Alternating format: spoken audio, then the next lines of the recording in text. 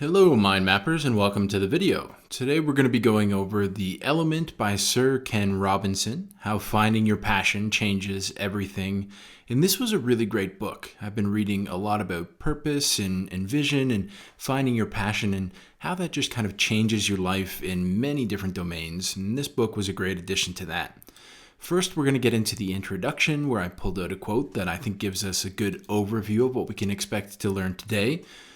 Ken says that his aim in writing this book is to offer a richer version of human ability and creativity and of the benefits to all of us of connecting properly with our individual talents and passions. This book is about issues that are of fundamental importance in our lives and in the lives of our children, our students, and the people that we work with. I use the term the element to describe the place where the things that we love to do and the things that we are good at come together.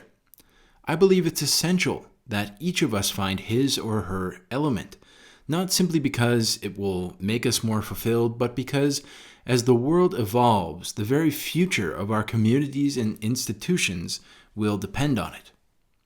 So the element is where what we love and what we're good at meet. This book, to me, is really kind of a good combination of two other books that we've already reviewed on this channel. We've got Ikigai, which is essentially the Japanese art of kind of putting those two things together, which is kind of the idea of what we truly love and what we're good at, and what the world needs, and what we can be paid for. And then Flow by Mihai Csikszentmihalyi, which we'll talk a lot about a little bit later. Essentially, what I think Ken's done here is articulated the connection between these two in a memorable and a way that is going to kind of allow you to light the fire underneath yourself a little bit, so to speak. Together, we're going to explore the element all the way through this mind map. We'll look into what you should be looking for when you're trying to find something that you love to do, and what you should be looking for when you're looking for something that you're truly good at and that you can be great at.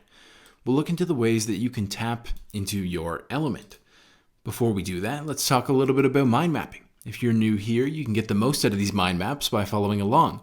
Find the process of how I mind map plus all 100 plus mind map templates, including this one, at the link down below. Following along with the mind maps is going to help you learn more, remember better, and apply these books to your life. And if you're looking for a little bit of a shortcut, instead of reading dozens and dozens of books and studying for hundreds and hundreds of hours, you can get the best ideas from dozens of books on particular topics like learning and habits and goal setting, all on the mindmapguy.com. With that, let's move directly into our first big idea here, which is intelligence.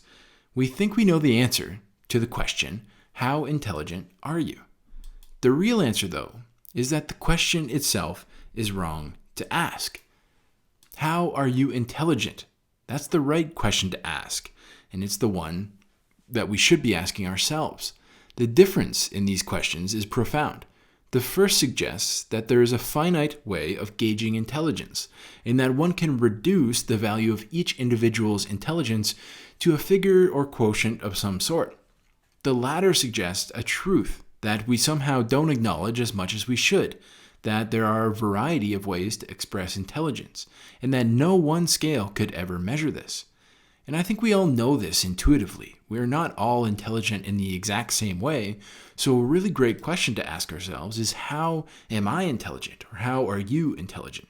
I love this play on words, because instead of asking ourselves and others how intelligent they are, for example, people on our team or someone we're looking to hire, we want to ask how they are intelligent, right? So everybody's got something to offer, but what domain are they kind of a subject matter expert in? It's a great call to action to see the best in ourselves and in other people. And by looking at this question, we unlock something. We're no longer stuck into a particular band of our IQ or our GPA. Now we've got permission to lean into our strengths and to acknowledge what we're truly good at.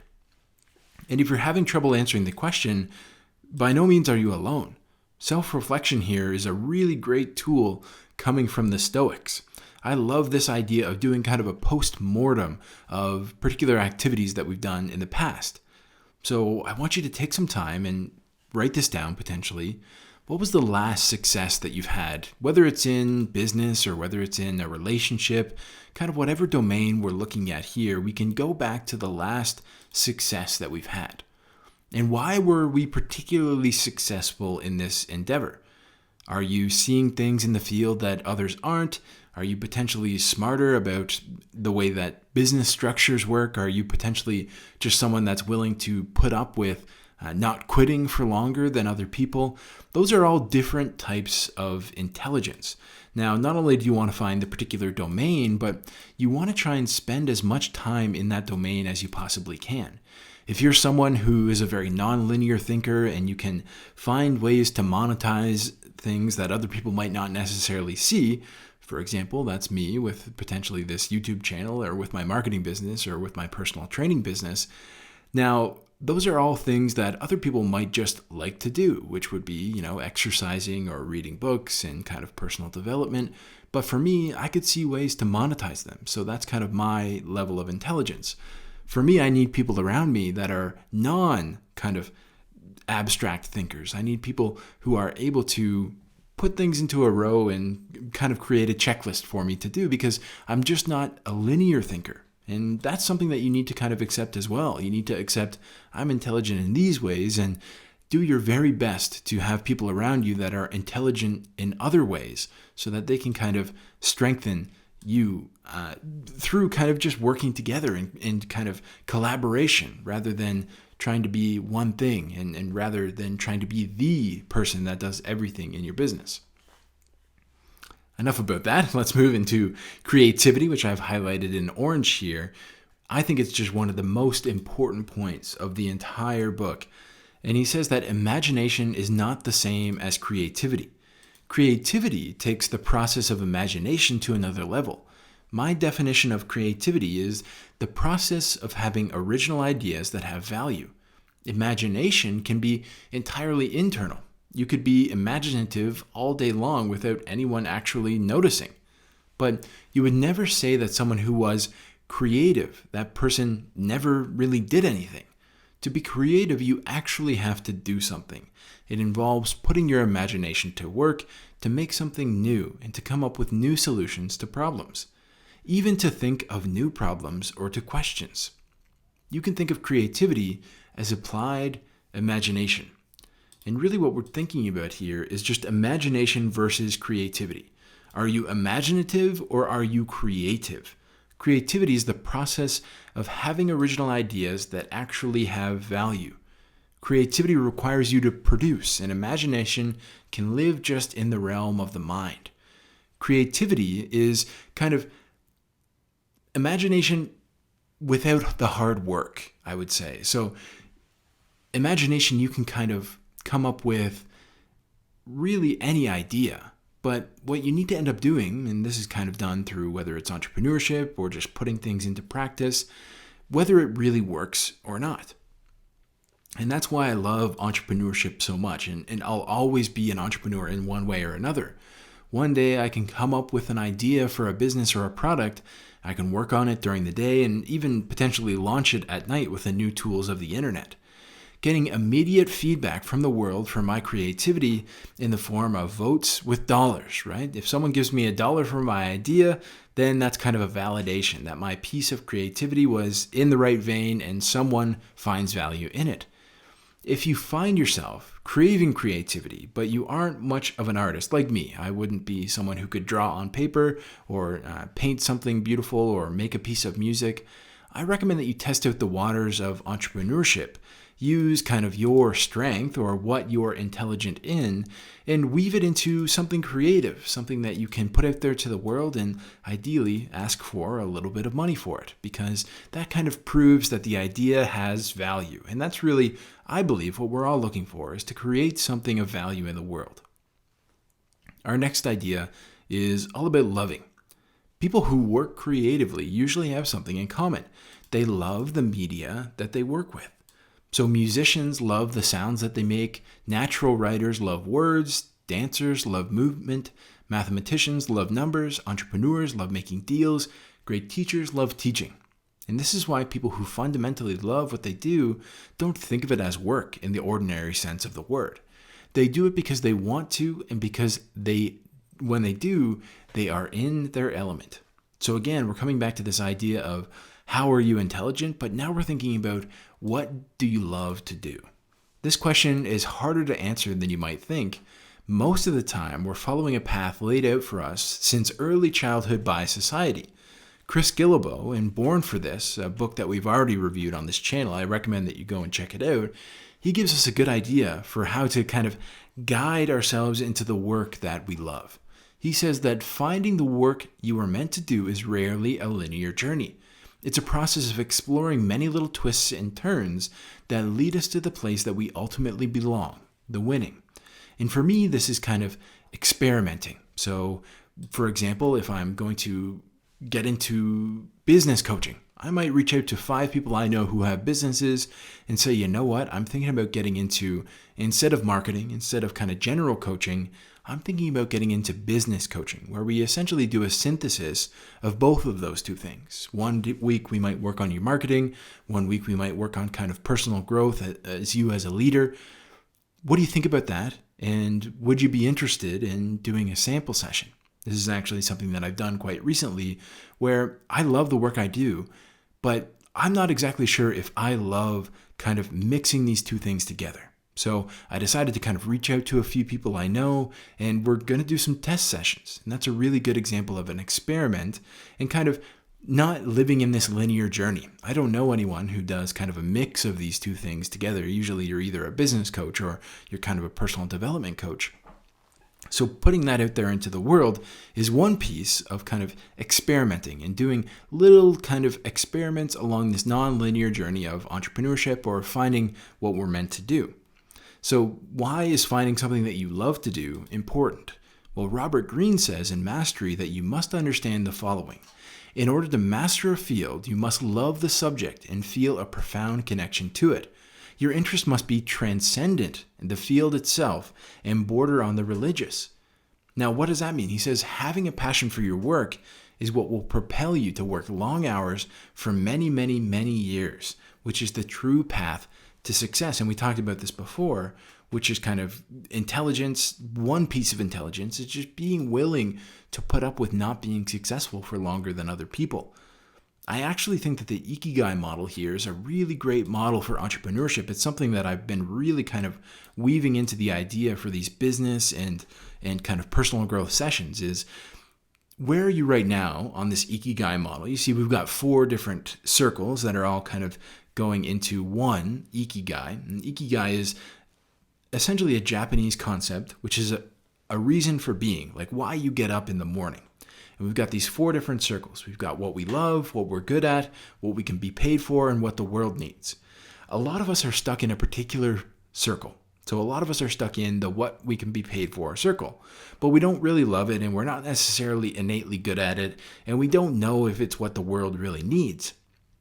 My idea here is that slowly but surely what you should do is mini experiments. Okay, I know what I can be paid for. Let's do some more experiments into what I love. And can I close the gap between what I'm being paid for and what I love? Can I close the gap between what I'm good at and what the world needs? And slowly but surely, it's like you're throwing darts at this board of Ikigai and you're moving closer and closer to the center. You want to finding an innovative way to combine what you love, what you're good at, what you can be paid for, and what the world needs.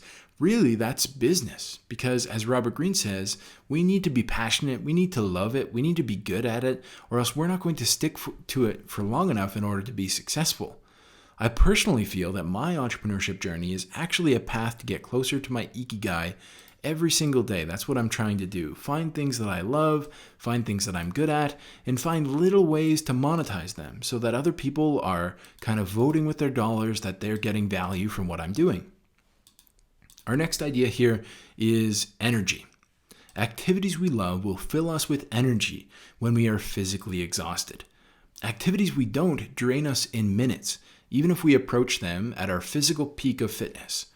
This is one of the keys of the element, and one of the primary reasons why finding the element is vital for every person. When people place themselves in situations that lead to their being in the zone, they tap into a primal source of energy.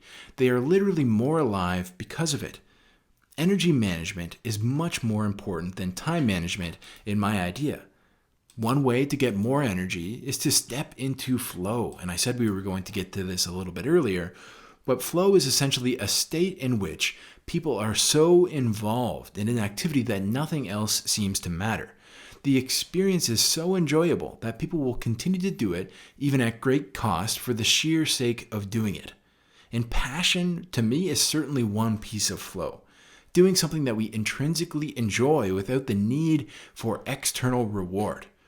I recommend that if you're at all interested in flow or looking to tap into a further source of energy with your work or with your business, that you check out the summary that I did of Flow by Mihai Csikszentmihalyi.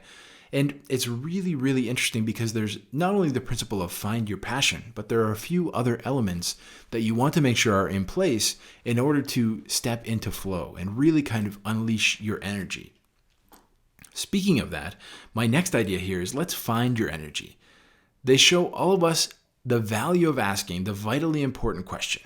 If left to my own devices, if I didn't have to worry about making a living or what others taught me, what am I most drawn to doing? And this is interesting, right? It's kind of juxtaposition. This question between, okay, we're trying to find ikigai. Yeah, that's right. But also, what would I do if I didn't need to be paid for it? Now, I think it's a really good question because I think our waiting in society is so much, what can I be paid for? What can I be paid for? Rather than, what do I love? What am I good at? What does the world need right now? Right? These types of questions don't kind of even show up in our schooling. And quite often we're kind of trained out of trying to find something that we love and what the world needs in favor of trying to find something that we can be paid for. So it's kind of interesting to take out the idea of needing to be paid for at least for a moment so that we can use this as an exercise to hone in on our ikigai. Other questions to ask might be, what activities fill me with energy when I do them? What activities drain my energy when I have to spend my time on them? What do I lose time doing? As in hours pass and it feels like minutes. Those are all really great questions. And after you've got kind of that answer, your next piece is to go and say, okay, I'm currently being paid to do things that are draining my energy potentially. How can I move this into being paid to do things that give me energy? So it's a self-perpetuating mechanism.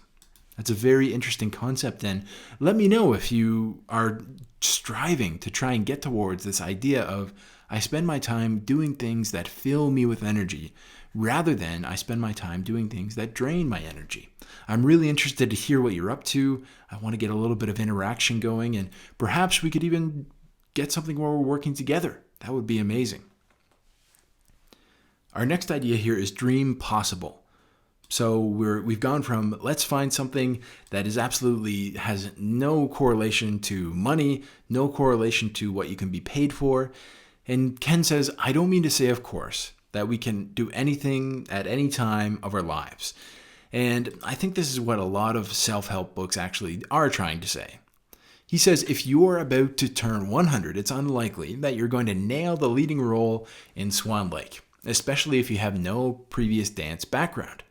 At 58, with a wobbly sense of balance, I'm getting used to the idea that I'll probably never take the speed skating gold at the Winter Olympics, particularly since I've never actually seen a pair of ice skates in real life. Some dreams truly are impossible. However, many aren't. Knowing the difference is often one of the steps to finding your element. Because if you can see the chances of making a dream come true, you can also likely see the necessary steps that you need to take to forward achieving it. So the idea here for me is to don't dream big, dream possible. Personally, I was really glad to read this section because, like I said, I think there are a lot of personal development books out there that seemingly are telling you to set totally unreasonable expectations. They're saying that you can just follow your passion and live this wonderful life. And while I do want you to set big goals and follow your passion, we need a little bit of realism here. If you have a passion for petting llamas, it's unlikely that you're going to be able to survive in our current world only petting llamas all day long. But if you like llamas, you could open up a llama farm potentially. You could start knitting, or you could write a blog for other llama lovers. Now, what we need to do here is to dream possible and remember our ikigai. What you love and what you're good at is just as important as what the world needs and what you can be paid for. Let's follow our passions, but not forget, in the reality that we live in now, we have to have some business sense. Personally, I really like reading and personal development, but it doesn't do me much good if all I do is sit around and read all day long. So instead, I'm sharing with you. I make some money from YouTube ads while you're watching this and selling courses and coaching services on my website. Do I love each piece of that? No. If I'm really honest, I'd rather not have ads, but it does bring me closer to my ikigai. I can spend more time reading, I can spend more time sharing with you because the ads help subsidize my little business that I've got going, this little side business that I have here on YouTube. Let's talk about decay. Decay is our final point, and I've highlighted it again in orange because I just love this. We're bringing back the Stoics again. Dr. Henry Lodge, co-author of Younger Next Year, makes the point sharply.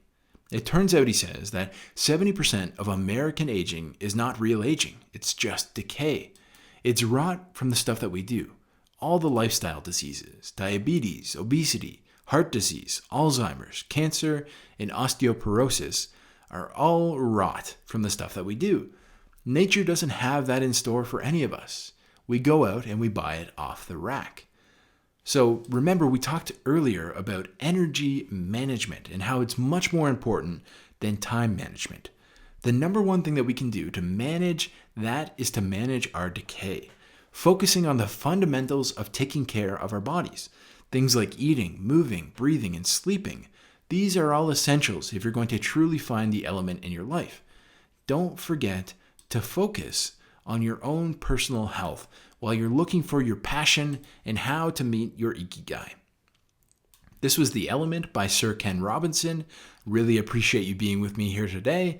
If you're interested in learning a little bit more about the mind map guy, you can go to themindmapguy.com, where I've got all of these mind maps available for you. I've also got all of the videos and extended blog posts on the videos, and I've also got masterclasses that you can take and essentially save yourself hundreds and hundreds of hours worth of reading and get the best ideas on particular topics like learning, habits, and goal setting. I hope to see you there, and I hope to see you in the next video.